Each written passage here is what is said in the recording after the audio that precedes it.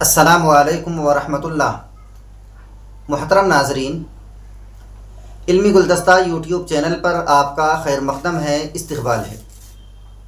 آج چونکہ جمعہ کا دن ہے تو جمعہ کے دن کی مناسبت سے اللہ تعالیٰ کے ایک فرمان کے ساتھ میں آج کے پیغام کو شروع کرتا ہوں۔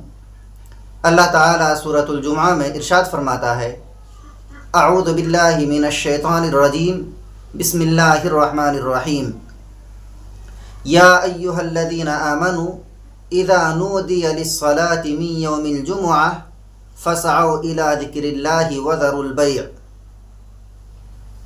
ترجمہ: اے ایمان والو، جب جمعہ کے دن تمہیں جمعہ کی نماز کے لیے پکارا جائے تو تم اللہ کے ذکر کی طرف دوڑ پڑو، اللہ کے ذکر کی طرف دوڑ پڑو۔ وذروا البیع، اور خرید و فروخت کو چھوڑ دو۔ خرید و فروخت سے مراد اللہ کے ذکر کے علاوہ دنیا کی تمام مشغولیات ہیں۔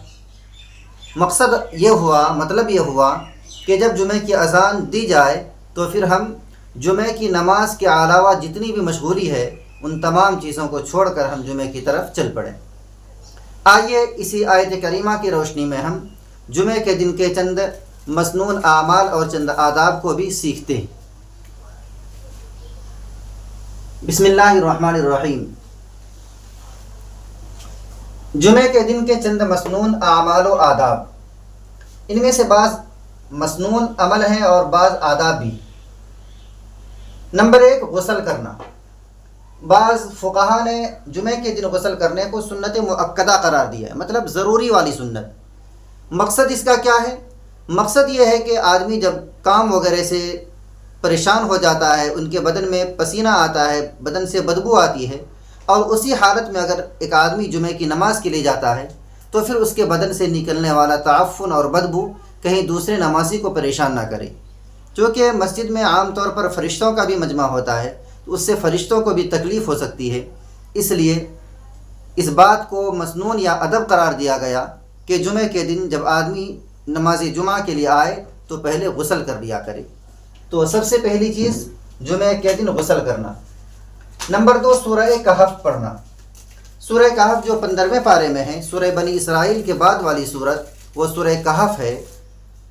اس سورت کی فضیلت حدیث سے ثابت ہے کہ جو شخص جمعہ کے دن سورہ کہف کو پڑھتا ہے، اللہ تعالیٰ اس جمعے سے دوسرے جمعے تک اس کے لیے ایک نور پیدا کر دیتا ہے۔ بڑی فضیلت ہے۔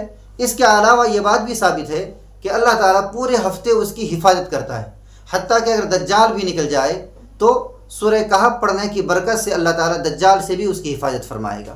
اللہ تعالیٰ ہم سب کو پابندی کے ساتھ اس سورت کی تلاوت کی توفیق عطا فرمائے۔ نمبر 3، خوشبو لگانا۔ چونکہ جمعہ کے دن پوری آبادی کا مجمع ہوتا ہے، اگر ہمارے کپڑے میں کسی طرح کی بدبو ہو تو وہ ہماری خوشبو سے دور ہو جائے، یا ہم اپنی خوشبو سے خود بھی فائدہ اٹھا سکیں اور دوسروں کو بھی اس سے فائدہ اٹھانے کا موقع دیں۔ مزید یہ کہ خوشبو لگانے سے آدمی کے اندر ذکر جو آدمی کرتا ہے خوشبو لگا کر، خوشبو استعمال کر کے، اس کے اندر پھر نماز کے اندر ایک کیفیت پیدا ہوتی ہے، نماز میں دل لگتا ہے، اللہ تعالیٰ کے ذکر کرنے کو جی چاہتا ہے، تو اس وجہ سے بھی خوشبو لگانا مسنون ہے۔ نمبر 4، اپنے کپڑوں میں سے عمدہ کپڑا پہننا۔ آپ کے پاس جتنے کپڑے موجود ہیں ان میں سے جو سب سے بہتر اور سب سے عمدہ ہو، آپ کوشش اس بات کی کریں کہ جمعہ کی نماز کے لیے آپ وہی کپڑا پہنیں۔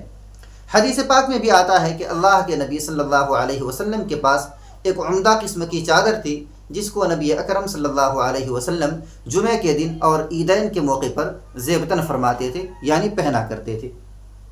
نمبر 5، جلدی مسجد جانا۔ چونکہ اللہ تعالیٰ خود بھی ارشاد فرما رہا ہے کہ جب جمعہ کی اذان ہو جائے تو تم ذکر کی طرف دوڑ پڑو، مطلب اللہ کے نماز کے لیے، اللہ کو نماز کے حکم کو ادا کرنے کے لیے دوڑ پڑو، اور وذروا البیع، دنیا کی تمام مشغولیات کو چھوڑ دو۔ تو اس سے بھی سمجھ میں آتا ہے کہ ہم جمعہ کی نماز کے لیے جتنی جلدی ہو سکے اتنی جلدی ہم جمعہ کی نماز میں حاضر ہوں۔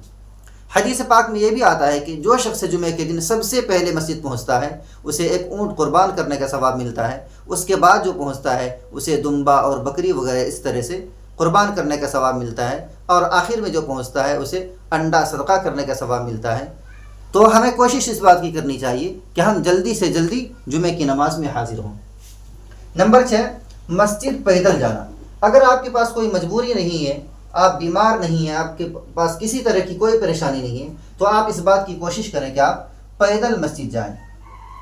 نمبر 7، جمعے کی اذان کے بعد تمام دنیاوی کاموں کو چھوڑ کر جمعے کے لیے چلنا واجب ہے، اسی آیت کریمہ کی روشنی میں کہ جب جمعے کے لیے تمہیں پکارا جائے تو تم جمعے کی نماز کے لیے دوڑ پڑو اور تمام مشغولیات کو چھوڑ دو۔ تو چونکہ اللہ تعالیٰ نے اس بات کا حکم دیا ہے، اگر حکم کے خلاف آپ کریں گے تو گویا کہ آپ گنہگار ہوں گے۔ تو جمعے کی اذان کے بعد تمام دنیاوی کاموں کو چھوڑ کر جمعے کے لیے چلنا واجب ہو جاتا ہے۔ نمبر 8، خطبہ غور سے سننا۔ خطبہ کو جتنی اہمیت سے سنیں گے، حتیٰ کہ بعض فقہا نے کہا ہے کہ جمعے کا خطبہ بھی جمعے کی نماز ہی کا ایک جز ہے، تو اتنی تاکید اس وجہ سے قرار دی گئی ہے کہ ہم خطبہ کو غور سے سنیں، خطبہ کے درمیان کسی طرح کے لغو کام کو نہ کریں، تو ہم خطبہ کو خوب غور سے سنیں۔ دوران خطبہ کسی چیز میں مشغول نہ ہونا، حتیٰ کہ تسبیح و نماز میں بھی نہیں۔ فقہا کی ایک عبارت ہے، اذا خرج الامام فلا صلاۃ ولا کلام، کہ جب امام خطبہ دینے کے لیے ممبر پر چلا جائے تو کسی طرح کا سلام اور کلام اور کسی طرح کی نماز کی اب گنجائش نہیں، نہ آپ نماز پڑھیں، نہ آپ تسبیح کریں، نہ آپ درود پڑھیں، کچھ بھی نہ کریں۔ حتیٰ کہ فقہا نے لکھا ہے کہ اگر کوئی دوسرا آدمی بات کر رہا ہے تو اسے منع کرنا بھی عبث میں داخل ہے، اسے منع بھی نہ کریں۔ تو دوران خطبہ کسی چیز میں مشغول نہ ہونا، حتیٰ کہ تسبیح اور نماز میں بھی نہیں۔ نمبر 10، سب سے اہم، جمعے کے پورے دن کثرت سے درود شریف پڑھنا۔ چونکہ نبی اکرم صلی اللہ علیہ وسلم کی حدیث ہے کہ جمعے کے دن مجھ پر درود پیش کیا جاتا ہے پوری امت کی طرف سے، تو ہم بھی اس بات کی کوشش کریں کہ ہمارا شمار بھی ان لوگوں میں ہو جن کا درود ڈائریکٹ نبی اکرم صلی اللہ علیہ وسلم کی روح مبارک کو پیش کیا جاتا ہے۔ پھر جمعے کے دن درود شریف تو آپ کسی بھی وقت پڑھیں، کبھی بھی پڑھیں، ان کے بے شمار فضائل ہیں۔ بعض حضرات نے لکھا ہے کہ ایک درود شریف پڑھنے کے کم از کم 40 فضائل ہیں، ان کو 10 نیکیاں ملتی ہے، ان کے 10 گناہوں کو مٹا دیا جاتا ہے، ان کے لیے 10 درجات کے ترقی کا سبب بنتا ہے، اور اللہ تعالیٰ کی 10 رحمتیں ان پر نازل کی جاتی ہیں۔ تو ایک درود شریف پڑھنے پر 40 فائدے، ہم میں سے ہر شخص کو اس بات کا اہتمام کرنا چاہیے۔ اللہ تعالیٰ ہم سب کو کثرت کے ساتھ درود شریف پڑھنے کی توفیق عطا فرمائے۔ تو محترم دوستو، یہ تھے جمعے کے چند مسنون اعمال و آداب۔ مجھے امید ہے کہ آپ بھی اس پر عمل کریں گے، اپنے دوست و احباب تک بھی اس پیغام کو پہنچائیں گے، اور انہیں بھی اس پر عمل کرنے کے لیے آپ درخواست کریں گے۔ تو میں ہوں مفتی عبدالسلام قاسمی، اور آپ دیکھ رہے تھے علمی گلدستہ یوٹیوب چینل۔ شکریہ، جزاکم اللہ خیرہ۔